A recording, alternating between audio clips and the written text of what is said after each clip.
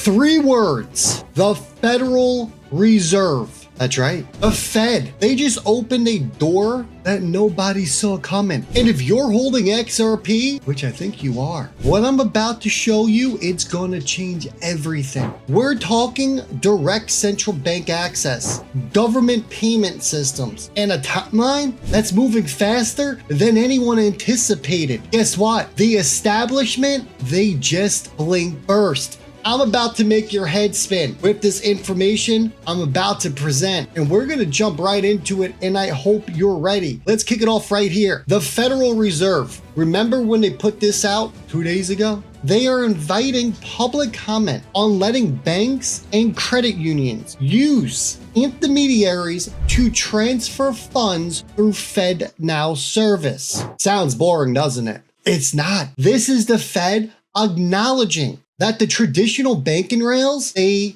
need help. And guess what they're doing? They're opening the door for third-party solutions. Did the light bulb just go off? Are you thinking what I'm thinking? Well, I want you to check out this timeline, because Ripple and XRP, that's right, they could gain direct access to FedNow and FedWire as early as this quarter going into Q3 this year. So we're talking Q2 of Q3 of this year. We are 11 days into Q2, everyone. Look at this document. Look at this. The company is currently pursuing a federal master account, talking about Ripple here, which would grant it direct access to the FedWire and FedNow payment systems. They all call us crazy. I just don't understand it. They call us crazy, but all we do is find these documents, right? Documents from the Fed, documents from the IMF, documents from the BIS, all documented, the Bank of England, you name it, the list goes on and on and on. But they say we make up the information. They say it doesn't exist. They say no one's using Ripple or XRP. And then once you prove them wrong, what do they do next? They bring in the market cap. They talk about 100 billion tokens when it's not even how many tokens are circulating. They don't know, but they try. They come at you at one angle, you smack them down. They come at you from a different angle, you smack them down. They just keep coming at different angles. And before you know it, they're back to the same point that you debunked 8 months ago. What are you going to do, folks? Bada bing, bada boom. That's why we just keep on going. We keep on pushing, because at the end of the day, we know where this is going. Every single day, people lose their life savings in crypto. And it's not to hackers, but to a piece of paper. Today, that ends, everyone. You know the drill. You buy a hardware wallet. It gives you 24 random words, and it tells you, guard this with your life. You write it down wrong, your crypto's gone. Someone finds it, your crypto's gone. House fire, flood, your kid scribbles on it, it's gone. The whole system is broken, and no one's talking about that. Tangem, they completely eliminated the seed phrase. Not simplified, they eliminated it. When you set up your Tangem wallet, your private key is generated directly inside a military-grade EAL6 secure chip. The same chip that is used in your biometric passports. That key never leaves the card. It doesn't go to Tangem servers. It doesn't go to your phone. Nowhere, folks. It lives and it dies on that chip. And nobody, not even Tangem, can see it. But what if you lose that card? Well, Tangem already thought about it. That's right. Your wallet comes with a set of cards, 3 cards. You set up multiple backups. You store them in different locations, just like you would do with a spare house key. You lose one card, you still got the others.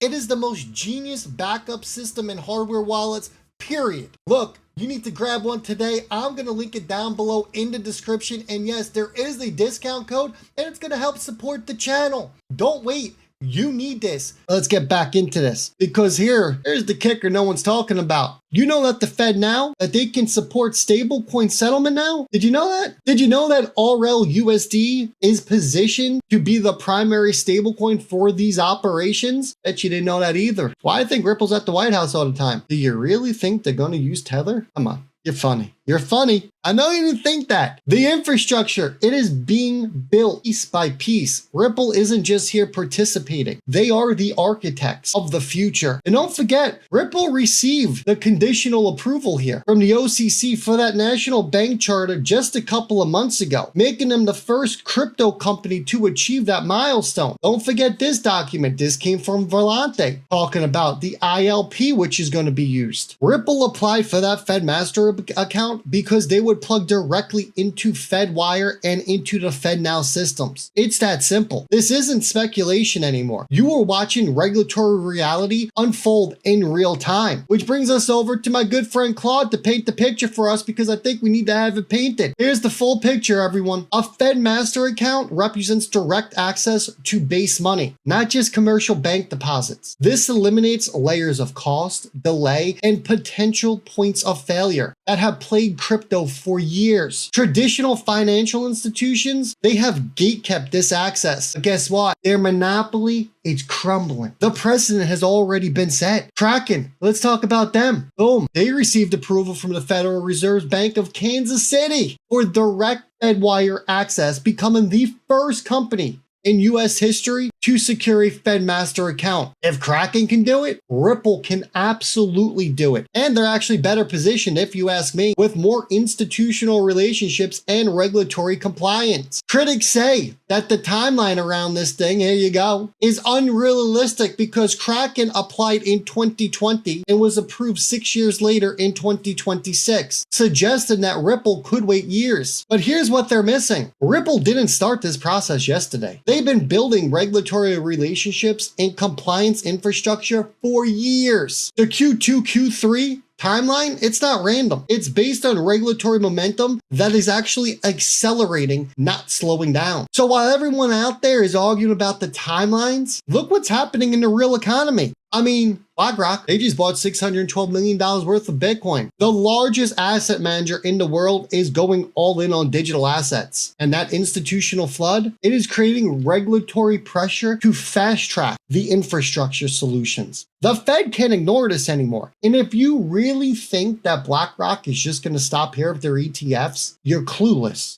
And I say that in a very respectable way. The amount of money that they are making on their Bitcoin ETF, they will move over when that money dries up and they will go to a different product, a different crypto. XRP, Morgan Stanley. You think they're just getting into the ETF game just to launch a Bitcoin ETF? They had their largest ETF day one ever. We're talking traditional or crypto. Do you think they're going to stop there? They're like, holy crap, look how much money we just made. Now let's talk about the global picture that is forming, because this piece of news is big right here. Dubai, they just announced crypto payments for government services. And this isn't happening in isolation. If you've been living under a rock, it is time to come out. I will help lead you out. Dubai has been building crypto infrastructure with Ripple at the center of it for years. Here's all your proof. Point one, Ripple became the first blockchain payment provider licensed by the Dubai Financial Service Authority in March of 2025, about a year ago, operating in the Dubai's International Finance Center with access to, listen to these numbers, $40 billion in cross-border payments market. This wasn't luck. Ripple established their Middle East headquarters in Dubai back in 2020. And now the Middle East represents 20% of their global customer base. Let's not forget about the partnerships Ripple already has over there. Because following getting that DFSA license, Zad Bank and Mamo Bank became Ripple's first blockchain enabled payment clients in the UAE. But it got deeper. Remember this one? When Dubai's land department selected the XRP ledger to power real estate tokenization, aiming for 16 billion in tokenized real estate within the next 7 years. That's right. And we're not done. Remember what happened in February 2026, months ago? Over 280 million in certified polished diamonds moved on chain in the UAE. And what were they using? Ripple's custody technology and the XRP ledger. That's right. And remember, If it uses the ledger, it gets to use XRP. Folks, the numbers are absolutely staggering. I mean, I don't know how you can be bullish on this. Tokenized assets on the ledger surged from about 25 million to 567 million in 2025 alone, with their total asset value approaching $1.5 billion right here. Pretty massive if you ask me. Dubai's Department of Finance indicated that they'll use stablecoin cryptocurrencies for government payments, while Abu Dhabi institutions announced plans for a dirham-pegged stablecoin. Ripple's RLUSD is already live on the ledger. It's being used. Connect the dots here. Fed master account access in the US, government payment integration in Dubai, stablecoin settlement capability, and institutional adoption accelerating globally. This isn't a coincidence, folks. This is orchestrated infrastructure deployment for the new financial system. It is all laid out there. All of this is in black and white, and it starts with the Fed. Look, every piece is falling into place exactly as we've been telling you for years. The Federal Reserve opening FedNow to these intermediaries, Ripple position for central bank access, and Dubai integrating crypto into government operations, alongside the XRP ledger becoming the backbone for tokenized assets worth billions of dollars. I'll tell you this, the investors who's been holding through all this noise, who've been correctly positioned while everyone else chased meme coins and these quick flips, you're about to be rewarded in a way that's going to shock the entire market. The people who were laughing at us,